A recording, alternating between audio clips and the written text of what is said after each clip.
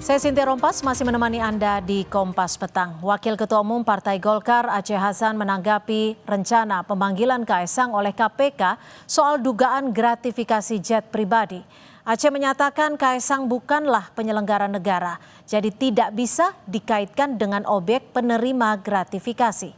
Menurut Aceh, putra bungsu Presiden Jokowi Kaesang Pangarep bukanlah penyelenggara negara yang bisa dikaitkan dengan objek penerima gratifikasi.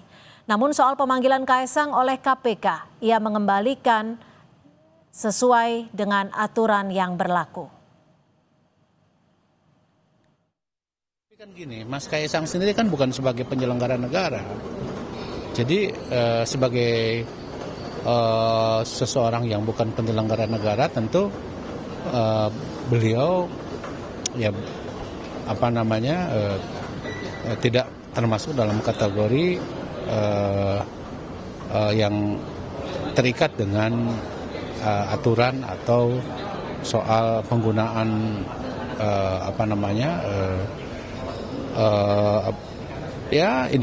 sesuatu yang sifatnya misalnya bisa mengikat kepada para penyelenggara negara itu. Pemanggilannya sekiranya akan dipanggil KPK menjadi tindakan yang aneh atau seperti apa? Iya, kita kembalikanlah kepada aturan yang berlaku, ya.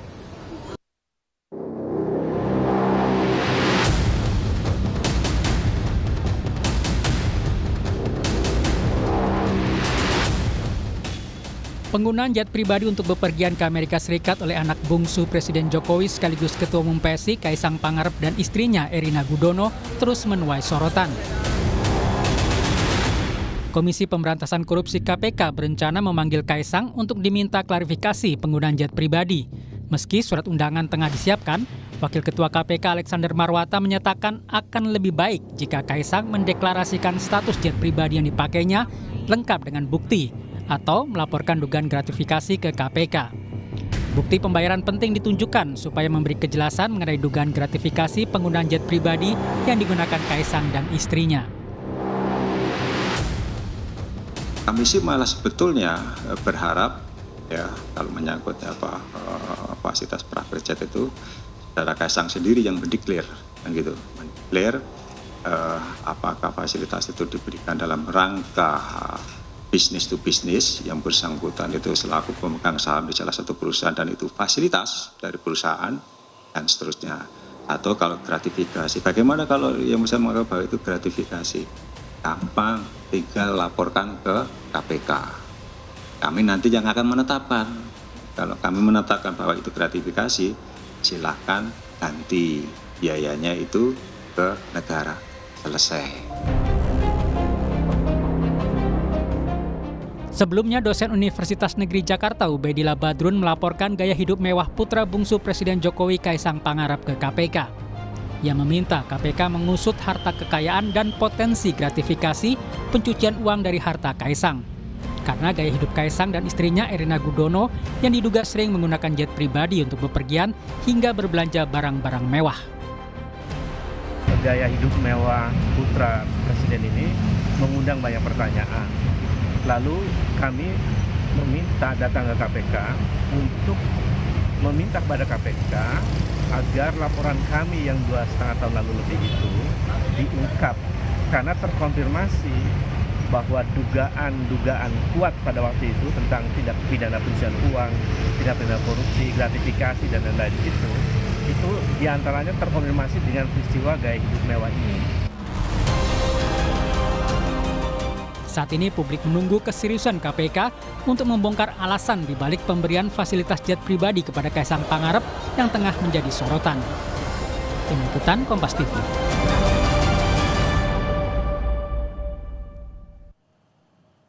KPK akan mengirimkan surat undangan kepada Kaesang Pangarep untuk mengklarifikasi dugaan gratifikasi fasilitas jet pribadi yang digunakan Kaesang dan istri saat berlibur ke Amerika Serikat. Publik menunggu keseriusan KPK untuk membongkar adanya dugaan gratifikasi yang dilakukan putra bungsu Presiden Jokowi.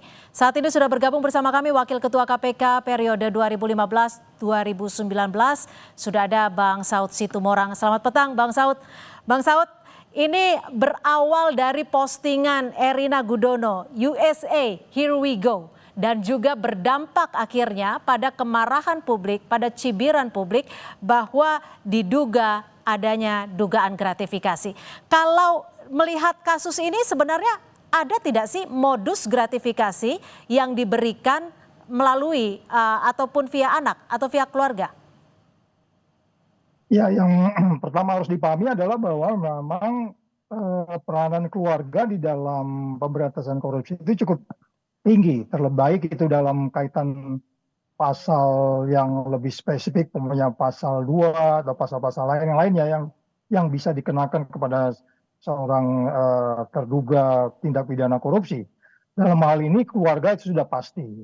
Modusnya itu kan kalau gratifikasi itu cenderung lewat teman, lewat keluarga, lewat sahabat, lewat yang dikenal dan seterusnya. Jadi pertanyaannya adalah bahwa sebaiknya memang harus diklarifikasi langsung karena ini terkait dengan ada nama perusahaan yang terkait dengan perdagangan online dan kaitan dengan salah satu negara di ASEAN juga yang memiliki potensi konflik terhadap keluarga dari dugaan dari penerima gratifikasi ini. Jadi artinya langkah yang dilakukan KPK untuk meminta klarifikasi ini sudah tepat, meskipun disebut-sebut bahwa Kaesang bukanlah penyelenggara negara. Ya, semua warga negara nggak ada alasan dia nggak tahu undang-undang bahwa penyelenggara negara itu including keluarganya. Terlebih kalau kita bicara gratifikasi.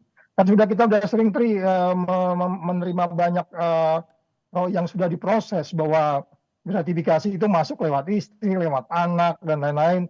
Dan intinya adalah karena posisi daripada jabatan penyelenggara negara.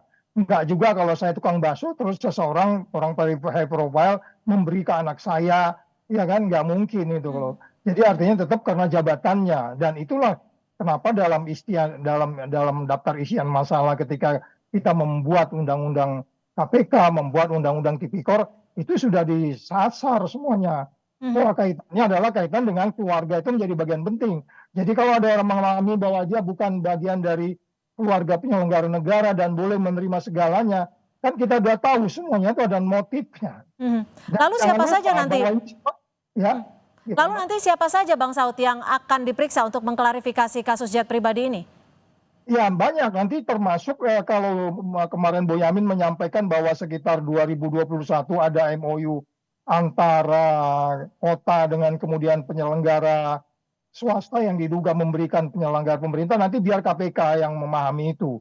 Bahwa nanti mensreanya, niatnya itu terlihat di sana. Bahwa kemudian ada kaitannya dengan tidak, itu harus didalami. Pintu masuk pencegahannya, ujungnya nanti itu adalah penindakan. Jadi percuma juga kalau nanti kemudian pencegahan masuk direktorat gratifikasi, kemudian tidak ada tindak lanjut penyelidikan untuk menuju kepada tindak pidana korupsi. Kalau dikatakan 30 hari, ya untuk kasus yang ini. Kasus yang lain kan disebutkan sudah berkali-kali naik pesawat, tapi nggak pernah dilaporkan. Jadi tindak pidananya kalau menurut saya ini saya sangat clear, bahwa tindak pidananya tidak hanya kemudian kalau dia mengembalikan harga jet itu sekitar 3M atau berapa M gitu ya, kemudian itu selesai. Dia harus KPK harus mendalami pada perbuatan-perbuatan sebelumnya. Perbuatan sebelumnya kan tidak dilaporkan. Kalau itu dikembalikan bukan berarti pidananya juga selesai. Jadi ini masih kita harap KPK menggunakan imajinasinya, menggunakan kata hatinya di tengah terpuruknya indeks persepsi korupsi kita 34 akibat 10 tahun belakangan kita menangani tindak pidana korupsi. Jadi ini pintu masuk untuk melakukan penindakan dengan tegas, gitu Mbak. Ya, ada laporan juga kepada Biro Investigasi Praktik Korupsi Singapura soal perusahaan yang memberikan fasilitas kepada Kaesang dalam hal ini. Apa yang bisa dilakukan KPK? Ya, kalau buat Singapura itu sangat clear ya. Tukang ikan nyogok tukang restoran saja atau supir forklift disogok oleh supir truk $1 aja untuk satu kontainer yang nggak ikut antrian aja bisa masuk itu. Jadi kita lihat juga nanti Singapura akan lebih serius untuk mendalami ini kalau memang betul ada peristiwa dugaan gratifikasi atau suap dan lain-lain. Jadi kita biarkan kerjasama itu dilakukan, tapi titik awalnya adalah memang seperti company yang disebutkan oleh Boyamin, itu bisa jadi titik awal. Karena ini kan 2021, jangan-jangan sudah puluhan kali yang kemudian yang muncul karena peristiwa kemarin itu flexing, kemudian muncullah tanggapan publik. Dan jangan dibiasakan karena publik memberi tanggapan baru kita melakukan penindakan. Enggak. Memang betul ada yang dalam Undang-Undang KPK kasus-kasus yang menarik perhatian publik harus diprioritaskan. Itu bisa jadi, tetapi bukan berarti itu triggernya. Triggernya adalah utamanya adalah perilaku konflik of interest penyelenggara negara yang include itu keluarga, anak, menantu, dan seterusnya. Itu sebenarnya yang paling penting. Oke, baik. Terima kasih Bang Saud Situmorang, Wakil Ketua KPK 2015 hingga 2019. Terima kasih, selamat sore.